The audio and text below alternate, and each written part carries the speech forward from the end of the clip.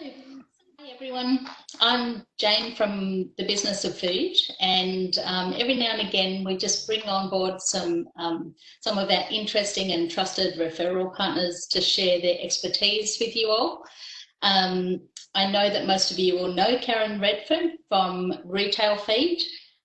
Karen, I'll let her introduce herself in a moment, but Karen has just joined our stable of referral partners in the last year. Is it, Karen? Yeah, it's been about a year. That's right. Yeah. Fantastic. Um, so today, the topic of conversation that I thought we'd speak about, and why Karen is our referral partner of choice today, is the changing scene of retail. How do you, as a food producer, get into a retail setting and onto a retail shelf? Um, and I think now would probably be the best time for you to introduce yourself, Karen, and your expertise. Yeah, sure. So my name's Karen, as Jane has said. Uh, I come from a background of retail buying for independent retailers. I worked for an establishment for a long time with three stores. And so I've started consulting about 12 months ago to help up and coming food and beverage brands prepare for a meeting with a buyer and have everything that they need ready to go. And that's what I've been doing. And you've been doing you've been doing it by yourself now for a year or more than that. Yeah, for a year by myself. So I had my daughter is two now, and so that's why I decided to take a break from my previous role, and um, and then I reached out to Jane and just started meeting up with everybody, and then have had quite a few clients come on board since then. So it's been really good. Fantastic. I know that you've met a lot of our clients before you met us too, I'm sure. That's true. Yeah, that's very true. I coincidentally was stocking quite a few business of food clients over the years. Yeah, yeah. Um, they'd come my So, way. in order to give us a baseline of how it normally works in a retail setting, do you want to just run past the information you would have given people if they'd approached you before we've had all this upheaval in the industry? So to get your brand onto a retail shelf, you need to do quite a few things. The main kind of thing, the process would be to set up a meeting with a buyer or a store manager, depending on the size of store that you're approaching and the type of product you produced. You have to have everything ready to go by the time you get to this stage. Buyers and store managers don't have that much time, so they don't want to sit with you and say, "Oh, I like your product, but you haven't got barcodes," or "It's good, but packaging isn't quite right. It won't sit on the shelf properly." So you want to have all of that ready to go before you meet with these people, and you want to have a pitch in place that will get them getting your product into their store. So it's going to cover all of your research as to why your product will bring them money in their category in their store.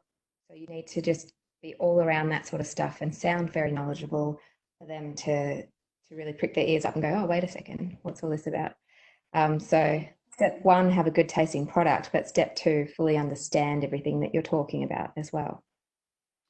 Yeah, and I suppose that means being across all the food laws and make sure that you're compliant with that because they're not going to go through and check your labels, like you said.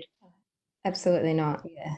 Understanding how a barcode works and why a retailer would actually want it. So it sounds like you're saying just know your target market really well and understand that you're providing them something that they actually want. Yeah, that's right. So whether, I mean, hopefully by this stage you've worked out that your product is a viable product because you can see the gap in the market. You've done your testing, you've probably been to farmers markets or you've been selling online or you've been doing something to work out that this product will succeed. And then you're bringing all that information to these people as well. Fantastic. That's kind of a big learning curve for a new food producer, isn't it? To actually get an understanding of what a retailer is going to want from them, besides all the boxes that they have to tick as well with food laws. Yeah, that's right. So I think you've built a checklist, right? I have. I have. It's a little "Are you ready for retail" checklist. So it just goes through briefly. It's kind of I've broken it into 6 stages of things that you need to have done before you go in for that meeting, so that you're ready and then they're ready to put your stuff in the store. So there's no big delays or anything like that, because there's nothing worse than meeting someone, trying their product, seeing it looks good, but then they don't have all the relevant information for you to put that product into the system, and then you're chasing them up. It's just not something you want to do. Okay. So we're going to make that checklist available to everyone after the WebEx, but we're also going to be putting this recording up on Facebook. So if you need to get in contact with Karen, Karen will have her details there, and I'm sure she'll be sharing our event as well, which will be good. So now that you know, you've just described to us what you need to know as a food producer to get onto a retail shelf and to attract the attention of a retail buyer. How has that changed? Because the world has changed a fair bit in the last 3 or 4 weeks, and I know that you've got some particular insights about how that's going to be affecting retailers as well as producers. Mm. Yeah, I mean, as everybody knows, this is a very crazy time. A lot of people are feeling very anxious. A lot of people are feeling very overwhelmed, regardless of trying to put your financial worries and your business worries on top of that. So, from a retailer's point of view, this is absolutely hectic. So you have Christmas time, your fourth quarter, October, November, December, where you've planned for it and you're ready to take it on, and you've got all your products ordered and all of that sort of stuff. This is not planned for in the slightest, hence why everybody's got no stock. The stores are focusing mainly on ordering stock, putting stock on the shelves, cleaning and sanitizing constantly, making sure that their staff are okay, making sure that their customers are okay and kept safe by keeping a particular distance away from each other and away from the checkout, trying to make sure people aren't going to try and use cash and all contactless. So um, it's a really hectic time, and this is not the time to ever approach a retailer at the moment with a product or Brand new product? yeah, with a brand new product or wanting to expand your range. They don't have the time. They do not have the time to spend with you properly right now. And if anything, the last thing you want to do is annoy them. And that's probably going to be pretty annoying if they're standing there just hectically trying to do manual work. Yeah, okay. But how does that apply? Because we did have a bit of a chat earlier, and how does that apply to a gap in the shelf? If you've walked in and you've seen in your local retailer that there is a gap in the shelf and they're not getting stock on a shelf of a particular thing that would normally be there, do you think that's an exception to the rule? Yeah, I think it's a really tricky one, because you've got to be really respectful of the amount of hours these people are doing and how stressed out they are as well. Yeah. And if you're in a small retailer and you know of that retailer quite well, and you know that there's something missing, you could go up to the store manager and say, I produce pasta. I see you haven't had any pasta on the shelf for 4 weeks. Um, I can deliver it today. I've got a box right here. Here it is. Just do it all, cash on delivery, or sorry, cash. um, is what I meant to say. Right. Sell this box, and if it sells, I'll come and bring more, or something like that. And that's a way to maybe get your foot in the door. But you've just got to be really mindful and respectful to how they're working as well. Yeah. And a larger size store, so where I would work, or stores that have multiple outlets, they need to have everything entered centrally, and then it's sent out to the stores. So approaching someone at store level isn't necessarily going to work in that circumstance. So it has to be a small Right. store that can put your product on. There's small stores that wouldn't even care if the barcodes are in the system, and they'll just put a price on it and chuck it on the shelf. So you've got to just pick the right place and to give it a go. Right. Okay. So, what are the kinds of things that they're doing behind the scenes that we don't actually see that you think might impact that? Because I know you've told us previously about the process of listing a new product on a point of sale system and how long that takes and what that takes. But I think you mentioned earlier too about there'll be things like delivery times or those kind of things that we probably don't even know about. Yeah, so in terms of entering a new product into a system, there's a whole process around that. Um, and there's a bit of back and forth in terms of negotiation with pricing and all these different things. Setting minimum orders, delivery fees, all of that. So that's a big conversation, and these things take time. You don't just have one meeting and your product's on the shelf the next week. It usually takes a bit of time. So there's that to consider, and that's the time that people do not have right now. Um, and the other part of the question was, delivery times and things like that. So if your product's already in a retailer or in a store, then now's the time to just kind of go that extra mile and support them the best that you possibly can. So if that means you're able to be flexible with your delivery times and drop off, if they'd prefer you to drop off before they open, so they can get their stuff on the shelves or once they've closed, because they've got shorter hours now, things like that. Find a way to support them. If that means popping stock on the shelf for them and facing up that area, or taking some boxes out the back and crushing them for them, or just different things like that. Have a quick chat with them saying, how can you support them? And yeah, just work on that relationship that you have with them, because they will remember this after all this is done. And a classic example is we did a huge renovation at one of our stores, and a couple of days before we opened, it was just mad, just trying to get everything on the shelf. And one of my suppliers rang me and said, I'm coming in tomorrow morning. I'll be there at 6. He came in and he helped us change all the heights on the fridges. He helped load up all the fridges. He put price tickets out, and that's not even his products. Some of them were his products, but he did helped with the whole section, and that was not forgotten. Definitely not forgotten. Yeah. Things like that at times. It's interesting, isn't it? How when you're actually building a community around you, and your retailer is part of that. It's not actually your customer, although they are a conduit to your customer. So you've got all that kind of stuff in common. You've got the regulation stuff you both have to comply with. They've got things like the bricks and mortar side of it that you don't know anything about. But you're the one who's made that product from scratch, and you know exactly what it's taken you to get there. So I think keeping that relationship alive in these really tough times is when you both kind of pull together, right? Absolutely. Now is the time to work together more than ever. So, I mean, Yeah, in a broader sense, we're all in this together, aren't we? So, whatever to coin a everyone, phrase.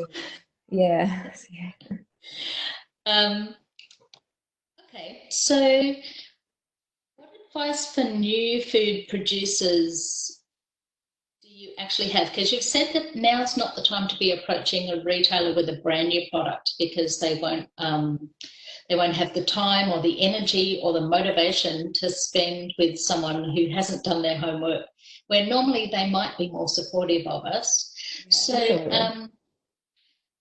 what do you suggest that new food producers concentrate on while they've got this downtime? Hmm. I think now is a really good time for people to just take a step back and have a look at everything that they have in front of them and what needs work and where they can make some improvements. So things such as going through your costings again, making sure that they're correct. Have you left enough room in there to add in a margin that a distributor would add in as well? So you've got your cost price, distributor, retailer. Go through all of that properly and just really think about, are these prices right, and is this going to work? You've got your branding to look at, and packaging. So if before you're going to launch, you want to really try out a few different types of packaging and all of that sort of stuff. The food tech, the legals, your website, make sure your website's all ready to go, your Instagram, all of your social media posts. Now's a great time to get content writing, do heaps of that sort of stuff. And of course, photography. Just get these photos done now that you've been wanting to do, or stuff that you've been putting off to get your brand to that next level. Now's the best time to be doing that. And I think there's, I think there's always those little things that when we're bootstrapping, we do the least amount possible just to get across to the next line. I think you're right. I think a lot of things can be reviewed, revised, and actually updated. And if that's packaging, then your branding might have to change. Your photography might have to change. What do you think about going online with an online store about this time? Well, I think online is definitely the way forward at the moment. Personally, that's all I've been doing in the last couple of weeks is online shopping for all of my food. I haven't been into a store for a couple of weeks, besides a local bakery. So, if you've got the infrastructure there and you've got the people that can help you to design an online store and you've got the logistics in terms of delivering, then now's the time to be doing stuff like that.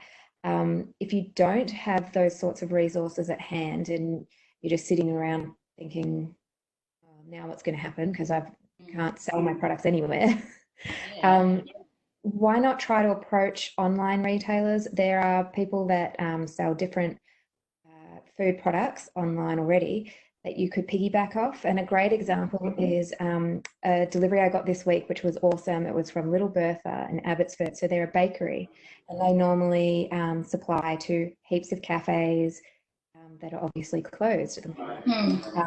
So they've gone on and they've changed their tact and they've got what do they call them? Isolation packs. And they're sending bread, they've got milk, Gippsland jersey, they've got free range, locally roasted coffee, all that sort of stuff. And now they've got meat packs as well. So they've changed it like that. They're doing home deliveries, fruit and veg as well. So they've got their local people around them and they're chucking them on their online store and they're just getting the deliveries done because they've got drivers already, they've got vans already.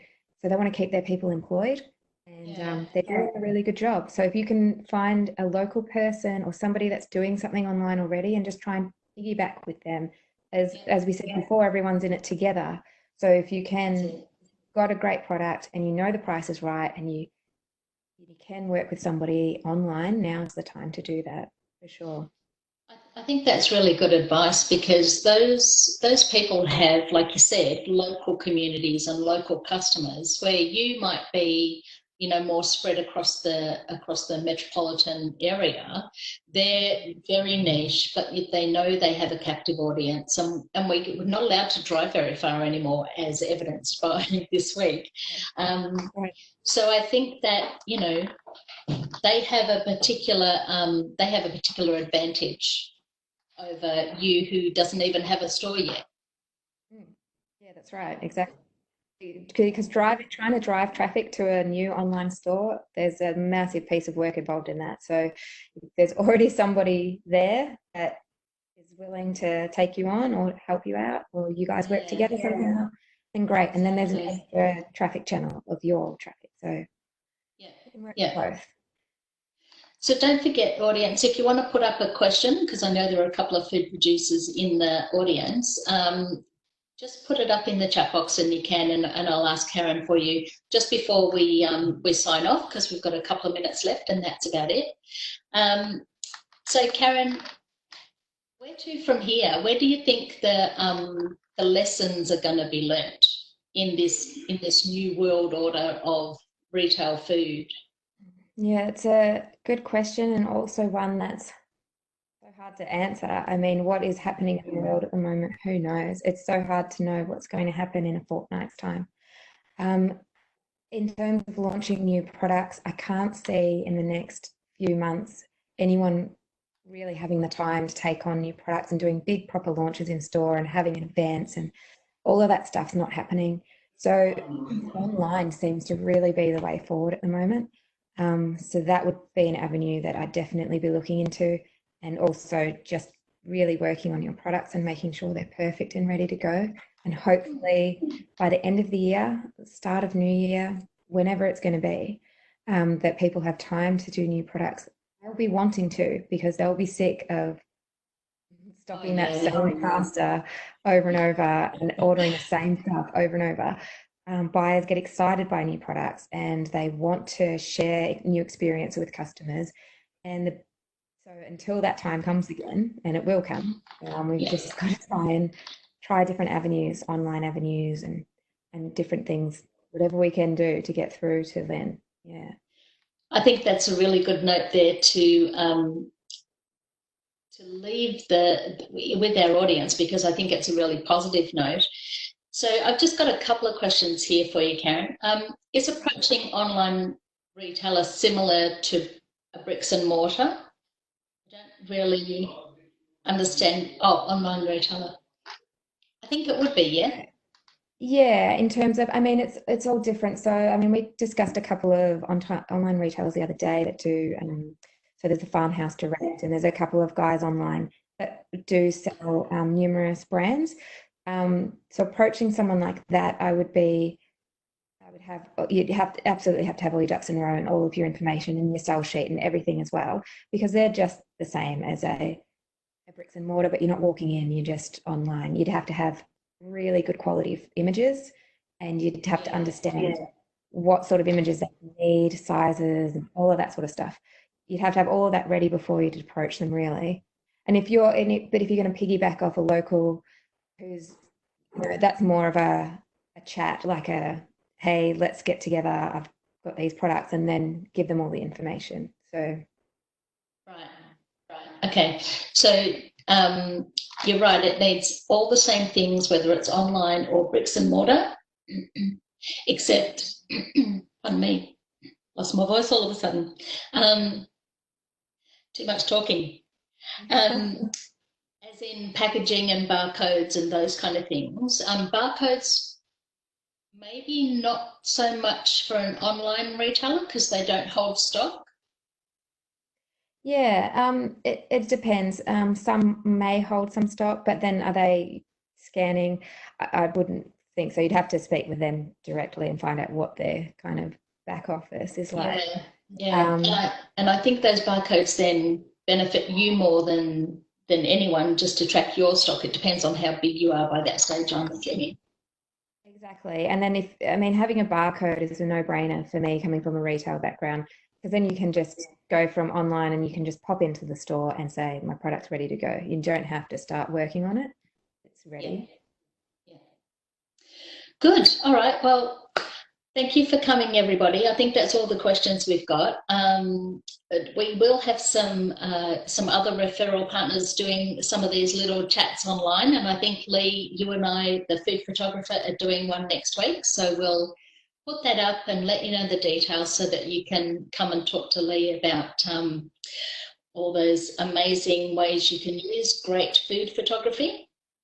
But thank you, Karen, for coming. That was really informative, and I appreciate that you're in the community because you've got a wealth of knowledge around that retail and the buyer's mindset, which is always comes in handy. Definitely. Well, thanks for having me, Jane. It's been fun. No worries. Cool.